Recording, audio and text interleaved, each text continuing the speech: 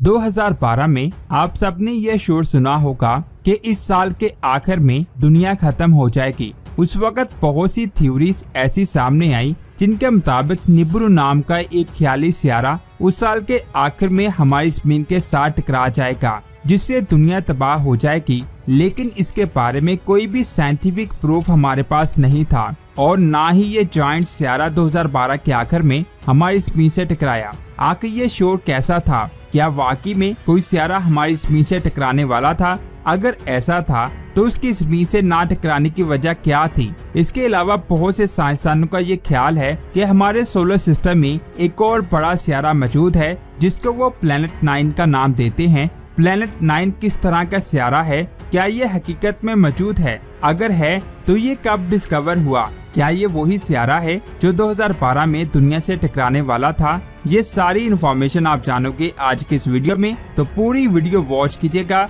दोस्तों, जैसे कि आपको पता है आज टेक्नोलॉजी बहुत ज्यादा एडवांस हो चुकी है, जिसकी वजह से हम दुनिया के हर कोने में जा चुके हैं। लेकिन अभी भी दुनिया के कुछ एरियाज ऐसे हैं जो बिल्कुल खाली हैं। यहाँ पर कोई भी इंसान नहीं जा सकता। अगर कोई इंसान वहाँ जाता है तो वो जिंदा वापस नहीं आ पाता। आखिर वो एरिया कौन से हैं? इसके बारे में बहुत ही अमेजिंग वीडियो हमारे न्यू चैनल एवरीथिंग में आ चुकी है, उसे जल्दी से जाकर देखें। लिंक आपको नीचे डिस्क्रिप्शन में मिल जाएगा। दोस्तों, पिछले चंद सालों से हमारे सोलर सिस्टम को देखने का नजरिया बिल्कुल बदल गया है। सूर्य से लेकर प्लूटो तक हमें ये पता चल चुका है कि हमारा सोलर सिस्टम कैसा है। अगस्त 2006 में साइंसदान इस बात से एग्री हो गए थे कि हमारे सोलर सिस्टम का सबसे छोटा और दूरी पर मौजूद सियारा प्लूटो सोलर सिस्टम से बाहर निकल चुका है। जब हमारे सोलर सिस्टम में सियारों की तादाद 9 से कम होकर 8 रह गई,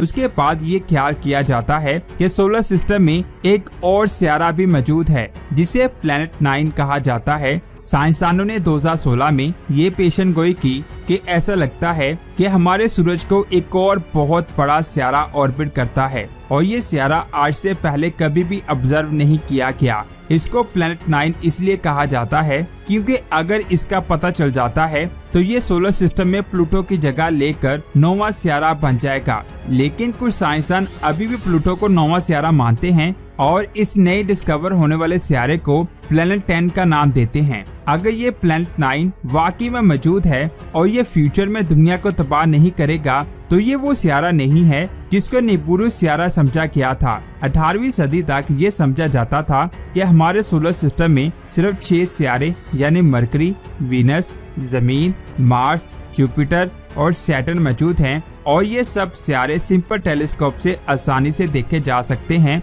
एक मशहूर साइंसदान सर विलियम हर्शल 1781 तक जमीन से 18 गुना बड़े बर्फीले सियारे जो कि सूरज को ऑर्बिट कर रहा था उसको डिस्कवर नहीं कर पाए, बल्कि वो इसको एक स्टार समझते रहे। और फिर ये ख्याल किया गया कि ये एक कॉमेट है जो सूरज से 8.1 अरब मील दूर है। सर विलियम ने मजीद ये दरियाफ्त किया कि यूरेनस को सूरज के गिर्द ऑर्बिट कंप्लीट करने में 84 साल लगते हैं। इसके अलावा इन्होंने 800 डबल स्टार्स और 2500 नेबुलास को भी डिस्कवर किया। ये वो पहला साइंसदान था जिसने ये बताया कि मिल्की वे का स्ट्रक्चर स्पाइरल है। इसके अलावा इसने नेपच्यून को भी डिस्कवर किया जिसकी तारीख बहुत ज्यादा इंटरेस्टिंग है, जिसकी ग्रेविटी का असर क्यूपर बेल्ट तक होता है। सर विलियम हर्शल के बाद 3 और साइंसदानों ने 24 सितंबर 1840 में एक चांद डिस्कवर किया जो नेपच्यून को ऑर्बिट कर रहा था। वहाँ इसके साथ एक और मून मौजूद था जिसको 100 साल के बाद डिस्कवर किया गया।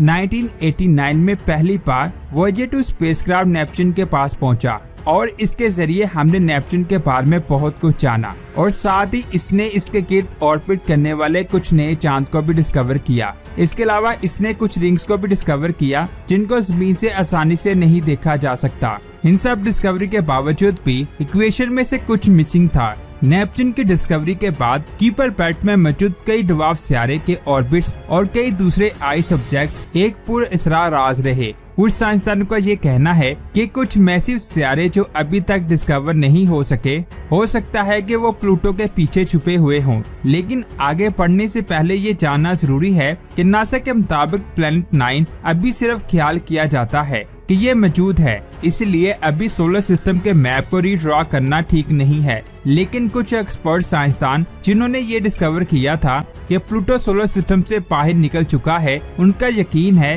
कि एक बर्फीला सियारा हमारे सोलर सिस्टम में मौजूद है जिसको वो अभी तक डिस्कवर नहीं कर सके। जितना नेपच्यून का सूरज से फासला है, उससे 20 गुना ज्यादा सूरज से फासले पर ये सियारा मौजूद है, जो इस वक्त हमारे सोलर सिस्टम का सबसे दूरी पर मौजूद सियारा है। प्लेनेट 9 हमारे सोलर सिस्टम में मौजूद नेपच्यून के ऑर्बिट से आगे डिस्क शेप कीपर बेल्ट में कहीं डिस्कवर होगा। इस कीपर बेल्ट में लाखों की तादाद में फ्रोजन ऑब्जेक्ट मौजूद हैं। सूरज से इसका फासला 50 अरब मील है। स्पेस में कहीं दूर साइंसदानों ने कई ड्वार्फ सियारे के अजीब से बिहेवियर को डिस्कवर किया और साथ ही trans Neptunian objects, celestial bodies के अनएक्सपेक्टेड एक्शंस को भी ऑब्जर्व किया और फिर इस बात का पता लगाया गया कि कैसे इतनी डिस्कवरीज हुई। नेपच्यून भी उसी तरह डिस्कवर हुआ। इसका ग्रेविटेशनल इफेक्ट यूरेनस पर डिटेक्ट किया गया। रिसेंट की गई स्टडी से पता चला है कि हो सकता है कि प्लेनेट 9 जमीन से साइज में 20 गुना ज्यादा बड़ा हो और ये अंदाजा लगाया जाता है कि ये 600 गुना ज्यादा तेज रफ्तार से सूरज को ऑर्बिट करता है। इस सियारे को ढूंढने का अमल बहुत सी पावरफुल टेलीस्कोप से अभी भी जारी है। दुनिया भर के साइंसदान इसको तलाश कर रहे हैं। उनका कहना है कि अगर इस तरह का कोई सियारा मौजूद है तो वो कीपर बेल्ट में होगा, जिसमें बहुत कम लाइट और एनर्जी जा सकती है। ड्वार्फ सियारे प्लूटो से कई मिलियन किलोमीटर फासले पर मौजूद दूसरे दूर पाए जाने वाले सियारों की तरह इसका ऑर्बिट भी बहुत एलिप्टिकल होगा। सूरज के गिर्द एक सर्कल मुकम्मल करने के लिए इस सियारे को 18,500 साल लगते होंगे। मिसाल के तौर पर प्लूटो 1930 में डिस्कवर हुआ और अब जाकर उसका सूरज के गिर्द एक सर्कल मुकम्मल होने वाला है, यानी इसका पूरा ऑर्बिट 248 सालों में कंप्लीट होगा। और प्लेनेट 9 हजारों साल पहले हमारे सोलर सिस्टम के दूसरे सियारे के साथ बना था। शुरू में प्लेनेट 9 सूरज के बहुत करीब था। जब सोलर सिस्टम के दूसरे सियारे अभी बन रहे थे तो ये भी उनके दरमियान मौजूद था। फिर जुपिटर और सैटर्न ने इसको स्कैटर कर दिया। तब इसने अपने ऑर्बिट को चेंज करके पास से गुजरने वाले सितारों के साथ बदल लिया और वहां से भी डिसअपियर हो गया। लेकिन फिर भी ऑफिशियली इसको अनाउंस करने से पहले इसको देखना बहुत ज्यादा जरूरी है। तमाम सियारों की तरह साइंसदानों को इस बात का यकीन था कि प्लेनेट 9 आइस जायंट कोर है,